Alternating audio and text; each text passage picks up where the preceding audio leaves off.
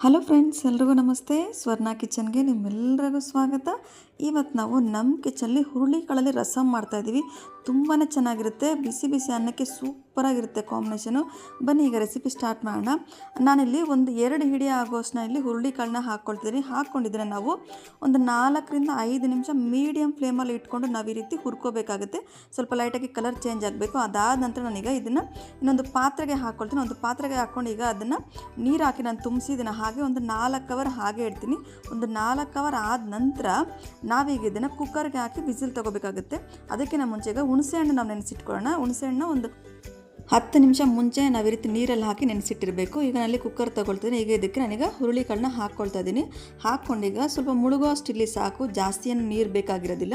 ಒಂದು ಸ್ವಲ್ಪ ರುಚಿಗೆ ತಕ್ಕದಷ್ಟು ಉಪ್ಪು ಹಾಕಿ ಅದೇ ರೀತಿ ಒಂದು ಅರ್ಧ ಟೇಬಲ್ ಸ್ಪೂನ್ ಆಗೋಷ್ಟು ಎಣ್ಣೆ ಹಾಕಿಬಿಟ್ಟು ಈಗ ನಾವೀಗ ಇದನ್ನು ಕುಕ್ಕರಲ್ಲಿ ಇಟ್ಬಿಟ್ಟು ನಾವೀಗ ಕಡಿಮೆ ಅಂದರೆ ಒಂದು 8 ವಿಸಿಲ್ ತೊಗೋಬೇಕಾಗುತ್ತೆ. ಈಗ ನೋಡಿ ನಾನು ತೊಗೊಂಡು ತೋರಿಸಿದೆ ನಿಮ್ಗೆ ಯಾವ ರೀತಿ ಆಗಿದೆ ಅಂತ. ತುಂಬ ನುಣ್ಣಗೂ ಆಗಬಾರ್ದು. ನೋಡಿ ಈ ರೀತಿ ನಾನೀಗ ತೋರಿಸಿ ನೋಡಿ, ಈ ರೀತಿ ನಾವೀಗ ಇಸಿದ ತಕ್ಷಣ ಈ ರೀತಿ ಆಗಬೇಕಾಗುತ್ತೆ.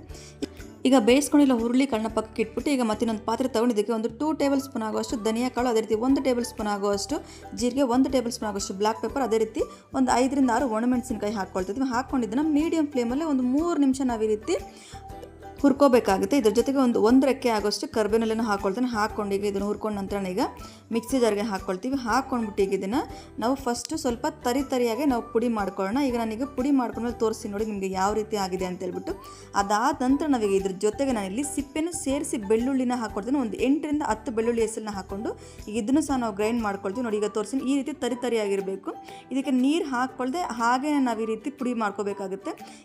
ಮತ್ತು ಈಗ ನಾನೀಗ ಅದೇ ಮಿಕ್ಸಿ ಜಾರಲ್ಲಿ ನಾವೀಗ ಏನು ಹುರುಳಿಕಾಳನ್ನ ಬೇಯಿಸಿಟ್ಕೊಂಡಿದ್ವಿ ಈಗ ಅದನ್ನು ಸಹ ಹಾಕ್ಕೊಳ್ತೀವಿ. ಹಾಕ್ಕೊಂಡು ಈಗ ಇದನ್ನು ನಾವು ಫೈನ್ ಪೇಸ್ಟ್ ಮಾಡ್ಕೋಬೇಕಾಗುತ್ತೆ.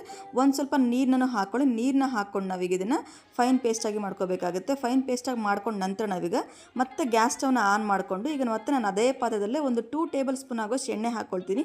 ಎಣ್ಣೆ ಸ್ವಲ್ಪ ಬಿಸಿ ಆಗಲಿ. ಅದಾದ ನಂತರ ನಾವೀಗ ಇದಕ್ಕೆ ನಾನಿಲ್ಲಿ ಮತ್ತೆ ಒಂದು 4 ಒಣಮೆಣಸಿನಕಾಯಿ ಹಾಕ್ಕೊಳ್ತೀನಿ. ಅದೇ ರೀತಿ ಒಂದು ಅರ್ಧ ಟೇಬಲ್ ಸ್ಪೂನ್ ಆಗೋಷ್ಟು ಸಾಸಿವೆ, ಒಂದು ಅರ್ಧ ಟೇಬಲ್ ಸ್ಪೂನ್ ಆಗೋಷ್ಟು ಜೀರಿಗೆ, ಹಾಗೆ ಇದ್ರ ಜೊತೆಗೆ 1 ರೆಕ್ಕೆ ಆಗೋಷ್ಟು ಕರಿಬೇವಿನೆಲೆ ಹಾಕ್ಕೊಳ್ತೀನಿ. ಒಂದು 2 ಹಣ್ಣು ಟೊಮೆಟೊ ಹಾಕ್ಕೊಳ್ತಿದ್ದೀನಿ. ಒಂದು 3 ನಿಮಿಷ ಫ್ರೈ ಮಾಡ್ಕೊಳ್ಳೋಣ, ಸಾಕಾಗುತ್ತೆ, ಜಾಸ್ತಿ ಬೇಡ. ಈಗ ಏನು ರಸಮ್ ಪುಡಿ ನಾವು ರೆಡಿ ಮಾಡಿ ಇಟ್ಕೊಂಡಿದ್ವಿ ಈಗ ಆ ರಸಮ್ ಪುಡಿನೂ ಸಹ ಹಾಕ್ಕೋಬೇಕಾಗುತ್ತೆ.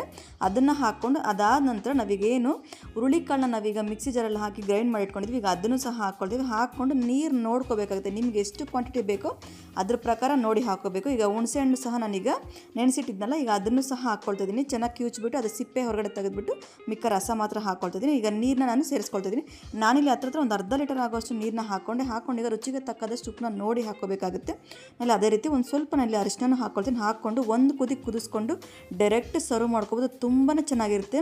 ಈ ಹುರುಳಿಕಾಳು ರಸಮ್ ಬೆನಿಫಿಟ್ ಏನಂತಂದರೆ ಈಗ ಕೆಲವೊಬ್ಬರಿಗೆ ಬಂದು ಕಿಡ್ನಿ ಸ್ಟೋನ್ ಇರುತ್ತೆ, ಅದೇ ರೀತಿ ಪೀರಿಯಡ್ಸ್ ಪ್ರಾಬ್ಲಮ್ ಇರುತ್ತೆ, ಯೂರಿನ್ ಇನ್ಫೆಕ್ಷನ್ ಇರುತ್ತೆ. ಈ ರೀತಿ ಸುಮಾರು ಪ್ರಾಬ್ಲಮ್ಸ್ಗೆ ಬಂದು ಇದು ಒಂದು ಸೊಲ್ಯೂಷನ್ ಅಂತ ಹೇಳ್ಬೋದು. ತುಂಬಾ ಸಿಂಪಲಾಗಿ ತುಂಬ ಈಸಿಯಾಗಿ ಮಾಡ್ಕೋಬೋದು.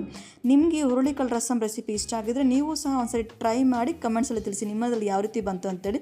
ಹಾಗೆ ನನ್ನ ಚಾನಲ್ ಸಬ್ಸ್ಕ್ರೈಬ್ ಮಾಡೋದು ಮಾತ್ರ ಮರಿಬೇಡಿ ಅಂತ ಹೇಳ್ತಾ ನಾನು ಈ ವಿಡಿಯೋನಿಗೆ ಮುಗಿಸಿದ್ದೀನಿ. ಮತ್ತೊಂದು ಒಳ್ಳೆ ವಿಡಿಯೋ ಜೊತೆ ಬರ್ತೀನಿ. Thank you.